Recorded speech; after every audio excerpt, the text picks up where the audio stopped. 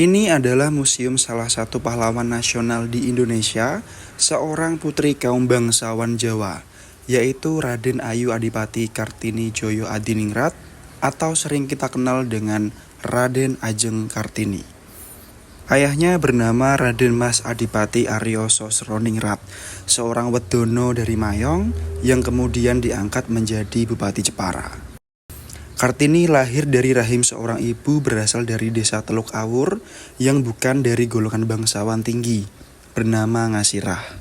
Peraturan kolonial saat itu mengharuskan seorang bupati beristrikan bangsawan, sehingga ayahnya menikah lagi dengan Raden Ajeng Wurian atau yang lebih kita kenal dengan Muryam, kaum ningrat keturunan langsung dari Raja Madura. Sampai usia 12 tahun, Kartini diperbolehkan mengenyam pendidikan di Iu Khope Salah Lesko atau ILS.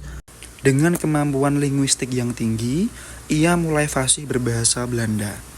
Namun setelah itu, ia harus masuk ke dalam kamar pingitan hingga ada seorang pria yang meminangnya. Di era Kartini, seorang wanita tidak boleh mengenyam pendidikan yang tinggi. Mereka hanya boleh berfokus pada dapur, sumur, dan kasur. Prestasi tertinggi adalah diperistri oleh seorang pria dan melayani suami. Kartini memiliki pandangan bahwa budaya Jawa saat itu menjadi penghambat kemajuan perempuan.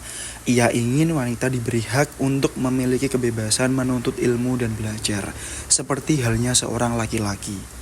Kartini muda tertarik dengan kemajuan berpikir perempuan Eropa yang ia ketahui dari majalah, buku, dan koran.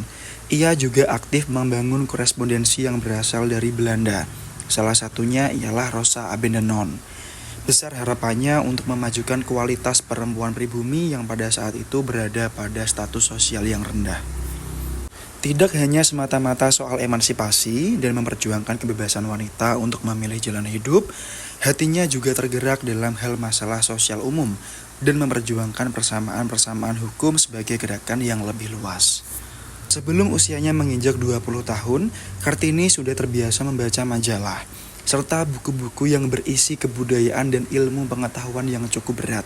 Di antaranya adalah The Stille Kracht, karya Louis Couperus yang bermutu tinggi, Max Havelaar, dan surat-surat cinta karya Multatuli. Berkat berbagai pemikiran yang melampaui zaman melalui surat-suratnya yang bersejarah, Kartini mendobrak dogma dan membawa perubahan baik bagi suatu bangsa. Salah satu karyanya yang melegenda adalah Der Duisternis tot Licht atau Habis Gelap Terbitlah Terang. Memiliki makna filosofis yang mendalam dan perkembangan pola pikir Kartini pada saat itu.